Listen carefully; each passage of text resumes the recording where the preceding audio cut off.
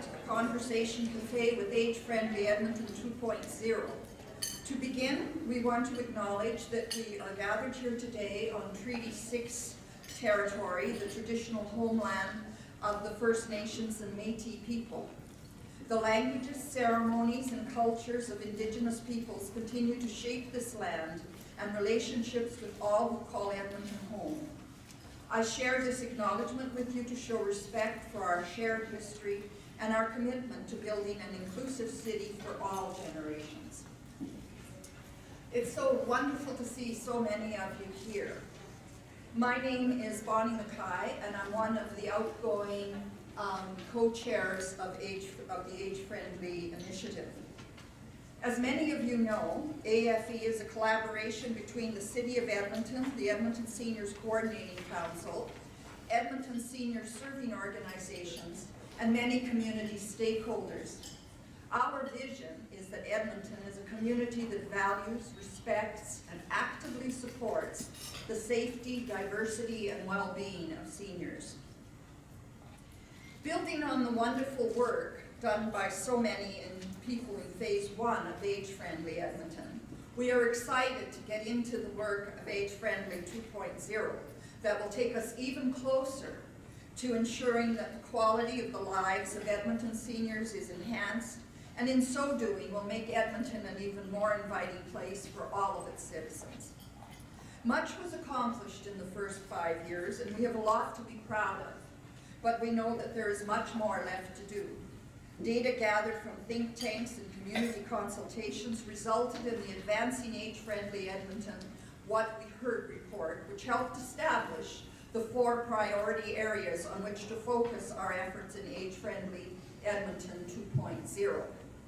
These are reducing ageism, supporting aging in place, responding to diversity, and encouraging intergenerational connections. The new structure of Age-Friendly Edmonton includes increased representation from the broader community, and so will magnify the role of Age-Friendly Edmonton as it continues to work toward ensuring that all citizens, regardless of what year they were born, live their best lives with dignity and respect, in safety and comfort, engaged and included in the life of the community. The leadership table with the working hub for each of the 4 focus areas is meant to extend the range of the voice and of the collective impact of the age-friendly movement on the essence of this city. A city in which connectedness among people is not only encouraged but often orchestrated. It is with this collectivity, connectedness, collaboration, and compassion in mind that we move forward with Age-Friendly Edmonton 2.0. And I invite all of you to join in the work, the fun, and the resulting reward that comes from giving of ourselves to a worthy cause. If at the end of Age-Friendly Edmonton 2.0, more seniors are aging in place, if there are fewer barriers preventing individuals from accessing the full spectrum of services and supports because they are defined by the constraints of some element of diversity, if there is more constructive, creative, and productive interaction and understanding among and between generations, and if there is increased general awareness that discrimination based on age is as harmful and hurtful as discrimination based on race, gender, or any other human condition, we will be able to celebrate the work of Age-Friendly Edmonton 2.0 as much or perhaps even more than we celebrate the work of the first 5 years. We will establish the Age-Friendly Edmonton brand as a recognized and respected part of the social fabric of this city. I am confident that the impact of the work done in each of the priority area hubs will be strong, effective, and visible, not only to the senior sector, but also to the greater community. I am also confident that we will meet our goals and expectations, and Age-Friendly Edmonton will continue to thrive as part of a worldwide movement that recognizes that age neither defines nor diminishes one's worth as a human being or one's place in the community, and that we all have a responsibility to look out for each other, especially for the most vulnerable among us. I'd like to close by sharing this little excerpt with you, which I know many of you have heard before, because I think it emphasizes the value of the age-friendly movement in the lives of all of us, regardless of our age. Next time you see the geese heading south for the winter, flying along in a V formation, and they're doing that now, you might consider what science has discovered as to why they fly that way.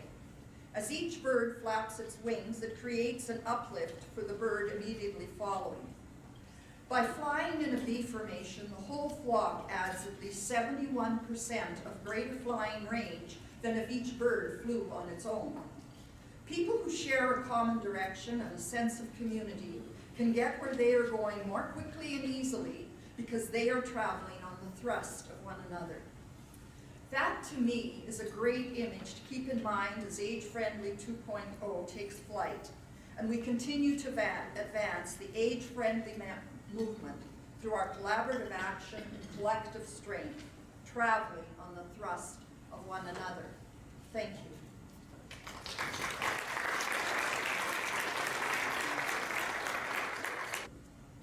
I now have the pleasure of introducing Jackie Foord. Jackie is the branch manager of the Social Development Youth Branch at the City of Edmonton. She's an enthusiastic leader with a diverse experience working with a number of organizations here in the city. She considers herself to be a lifelong learner and has called Edmonton home for 20 years. Please join me in welcoming Jackie Foord.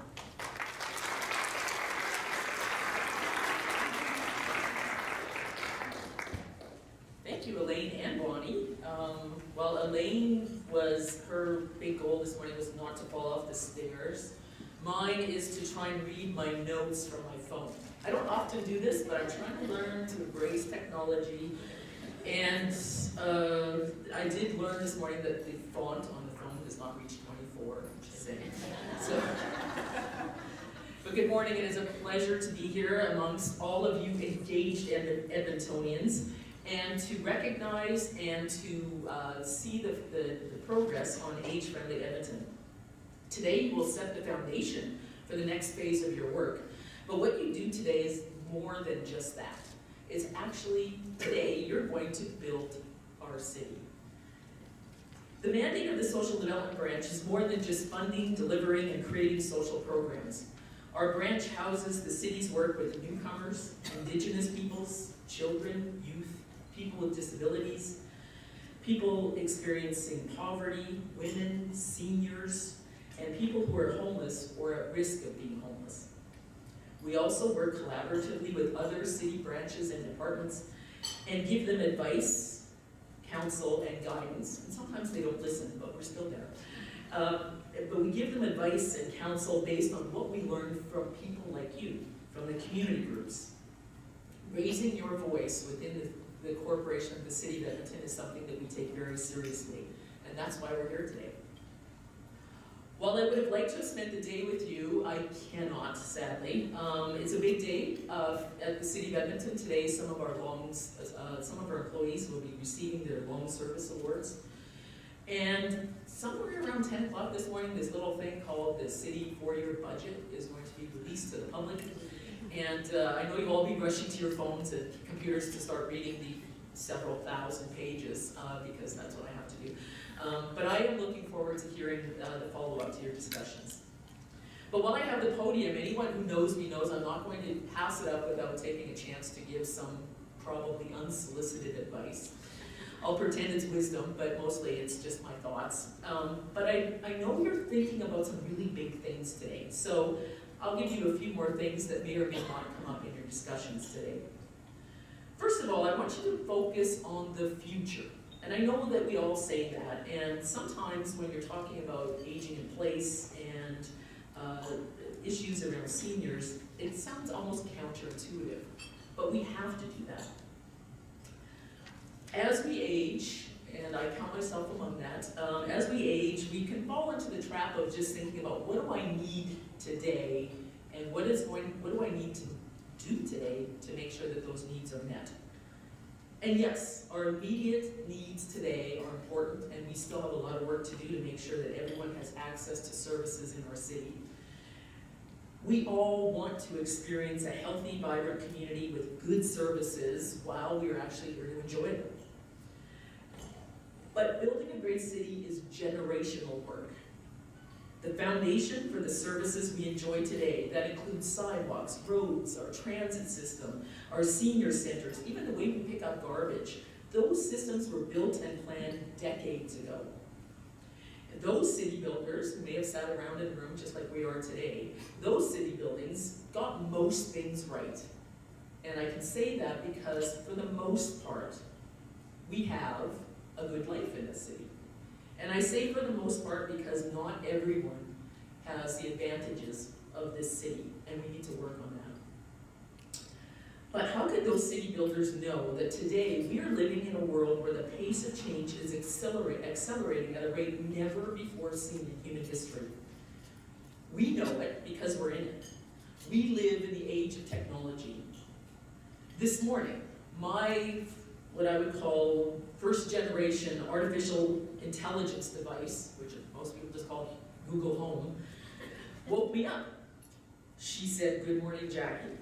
She told me what the temperature was outside. She told me the forecast.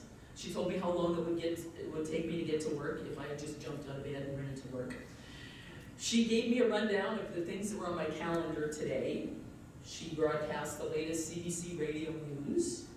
And then she played my favorite wake-up song, which, just in case you're taking notes, is David Bowie's Let's Dance. If you can't wake up to that song, you just can't wake up. So just think about that. 10 years ago, 5 years ago, 3 years ago, that technology didn't exist in that form. None of us would know that that little cylinder sitting in our house could change the way we interact with our community, the world, and our home. Right now, there are millions of those devices right across the globe that are seamlessly integrated into the daily lives of millions of people. Technology is the great disruptor and the great opportunity of our time. I really hope that today you consider how that will impact the life of seniors as they age in Edmonton. Maybe one day my Google Home, this is my wish, one day my Google Home will be able to understand the algorithms and the tone of my voice and the words that I use, so that that device will know if I'm socially isolated or if I'm ill. And if that is the case, I would like it to be able to connect with the services, whether they're city or health or family, that I need. And that is the great promise of technology. One other thought for you to consider that our foremothers and forefathers could never have known is that this city is committed to reconciliation. We are on our way to understanding the enormous injustice and harm that we settlers have imposed upon the first peoples of this land. And I say we're on our way because we still have so much more to learn, so much more to understand. We have taken some, but not nearly enough steps to include Indigenous voices and experiences in our planning, and I say that across the city. You today have the chance to in your work to ensure that reconciliation is intentional and meaningful. And we also have a more culturally diverse city than we could ever have predicted. Newcomers from every country around the globe are coming to Edmonton and saying, "This is where I want to be, this is my home." We are better for their presence, but we haven't always been great at providing them the services they need or the welcoming atmosphere that would help them integrate into our city and contribute to our rich fabric. You, again, today have the chance to bring those people to the table and ensure that their voices are part of your planning. And finally, the big disruptor in Alberta has always been the volatility of our resource-based economy. We have all lived in the great times of great prosperity, and we've been really lucky to live through that time. But I don't know one economist who is going to say to us that it's going to continue or that it's going to come back. Shifting from a boom-bust cycle economy to one that is more diversified and probably more knowledge-based is proving today to be difficult for Albertans and Edmontonians. And we will likely go through many, many more years of struggle and insecurity. But I do have faith in the people of Edmonton and the people of Alberta that we will get to that place of stability. We don't know what it's going to look like, but I think we're going to get there. And in the meantime, city builders, that would be you, We'll have to be nimble, patient, and make adjustments along our way.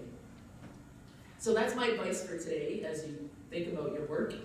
Think about the disruptors, the economy, technology. Think about people, new Edmontonians who, whether we plan for it or not, are going to shape the way our city looks.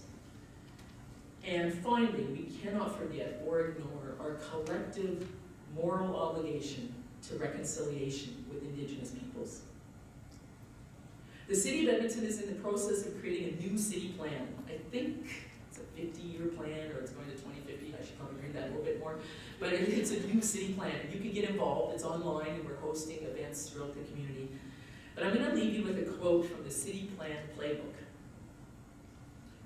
We need to plan together for the 2 million people who will choose Edmonton. City Plan is about our people today, but also the people who are not yet here. It is about the young who will grow old in our community. It is about babies that are yet to be born.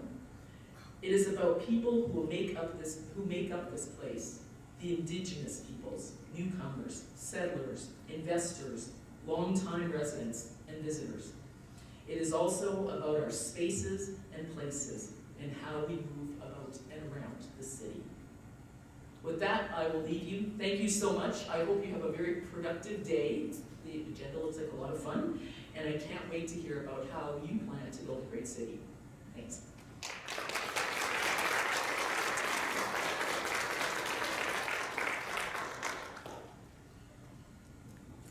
Thank you so much, Jackie. Next, I would like to introduce our keynote speaker, but he really doesn't need much introduction. Michael Phair is a former city councillor and a dedicated community leader. He brings leadership, talent, and a wealth of experience to the many initiatives he is part of.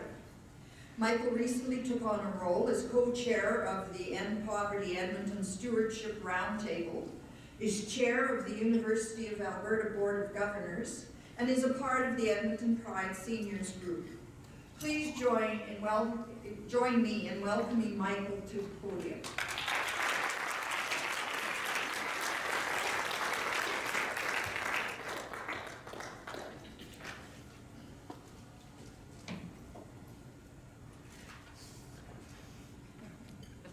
Thank you all very much. It's a pleasure for me to be here today. And thanks for inviting me to say a few words and talk a little bit about what I've been doing, but kind of the journey that I've been on as well. So it'll be somewhat personal and somewhat a little broader in scope, hopefully.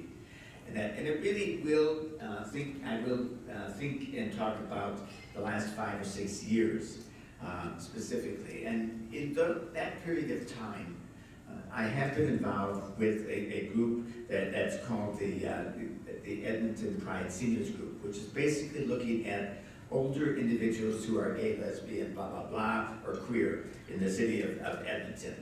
And what I want to do is talk about what I think I've learned in that process about people who, like myself, and also are getting older or who are old as well. I want to start with saying that one of the first things that I was involved in with the others in our group was doing a survey. And we were able to reach out to a number of older individuals who are part of our community and begin to ask them what they saw for themselves as they age and what kinds of things were significant and important. And part of that was both listening and understanding what they were saying. And so many of those individuals, when we asked about senior programs, senior services, or senior housing, these are the kinds of things that they responded to, what they said. They wanted to be in a place that was a welcoming community, that welcomes all, that is not exclusive. They wanted to be involved in programs that recognize that people were diverse, people in the community. I represent people across the spectrum who are older and seniors. They wanted to be living in a place where they didn't have to fear of what might happen to them, or what might be said, or how things might take place. They also said they were looking for an experience that was inclusive, where people are not vulnerable. And this has led me to start to think about, what do some of these words mean? When we talk about something being welcoming, or when we talk about not exclusive, or we talk about not being, or we want it to be exclusive, or that we're talking about recognizing diversity, or living without fear. What do those terms mean, and how do we start to put those together in a way that we know that we are doing what is important for those of us who are aging and wish to have a respectable and decent living as we go through the rest of our lives? I think that when I look at some of those words, and when I look at what some of them mean, I fall back on the notion of inclusive, or inclusion, or inclusivity, and trying to see how that term maybe is a part of what we are doing and what we want to do as we move forward. And I think that term also helps us to think about the things that interfere. And a couple of the big ones is the notion of bullying that takes place among many people who are older. The fact that many people who are older, like the community I belong to, oftentimes have felt they were second-class citizens, weren't really first-class kind of thing, that we're on our way out kind of thing, that rather than on our way in. And I think sometimes that notion is that makes us second class.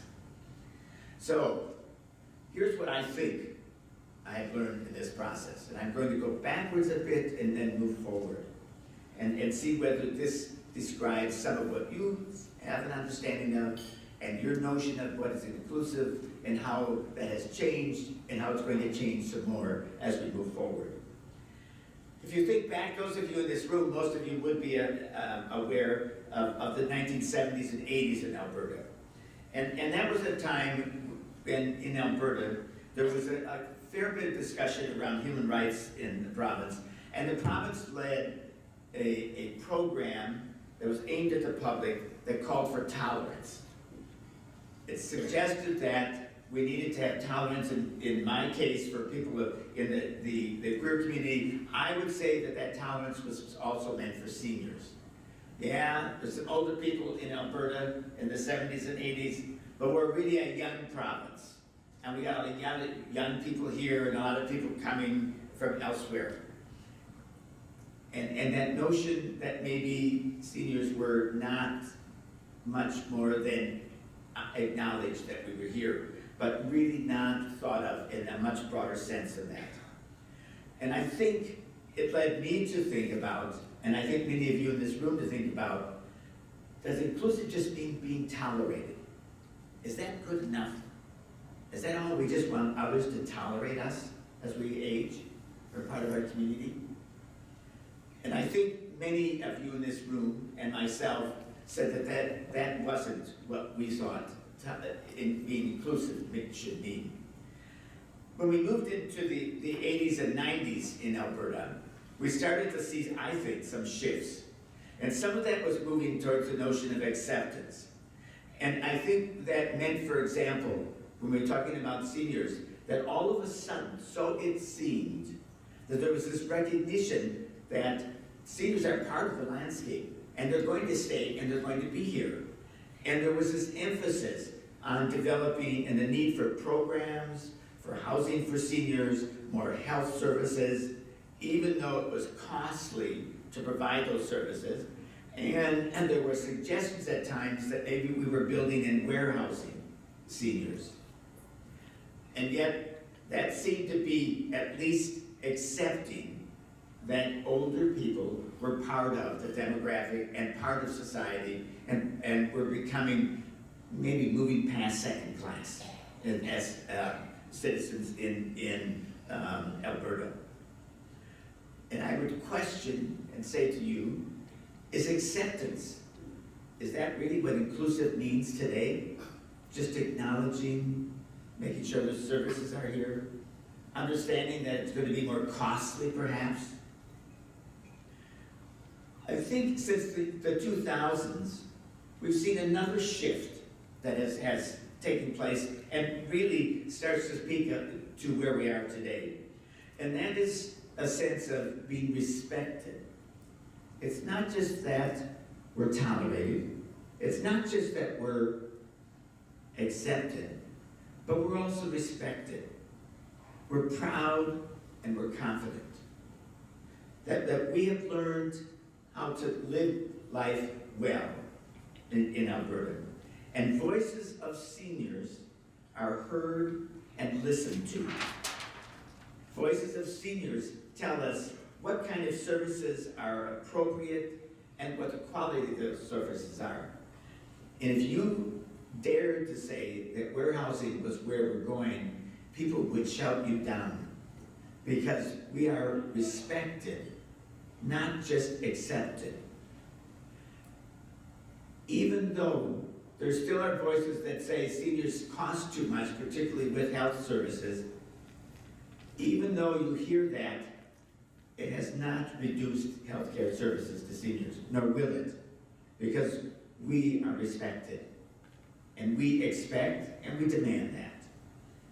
It's also been a time when organizations like today, what we're talking about, and those that many of you belong to, have become strong advocacy groups. Your voices are loud and clear. You know what you think is important. You want to talk about what it means for you. I talk about what it means for me, and you talk about what it means for others that you know as part of your group or part of your demographic. All of that, I think, is what we bring forward as confident, proud, respected older individuals in today's society. I think personally, as I look at this period of time, what it means for someone in my community, the gay and lesbian community, is protection against discrimination and the advent of marriage. We are respected so that we are people who are equal to others, and we are married like other people can be. And I'm saying to you, I think that has shifted, that has also brought in that notion of respect for everyone in society. So today and in the future, I think the other new place we're moving towards, besides being respected, is we're also being valued for the gifts that we bring to our community. The fact that we share and encourage with young people, and there will be more talk about intergenerational today that you'll be hearing about. The notion of mentoring, being part of either your own grandchildren, nephews, nieces, or organizations that work with young people, because you have gifts that you can bring, that you can give to others as they are growing up and dealing with the world that they are living in. You exhibit wisdom. And although I think most of us reject that word, the truth of the matter is that is part of what happens as you become older, is you do have that wisdom, a gathering of knowledge and understanding of the world you have lived in that you're able to bring as an older individual. The intergenerational part, I think, is something that is not only important, perhaps it's a bit newer, and it does really reflect that notion. You have those gifts that help all of us to live a better life, both older and younger. So I think inclusion today has moved past tolerance, past acceptance, and past being respected.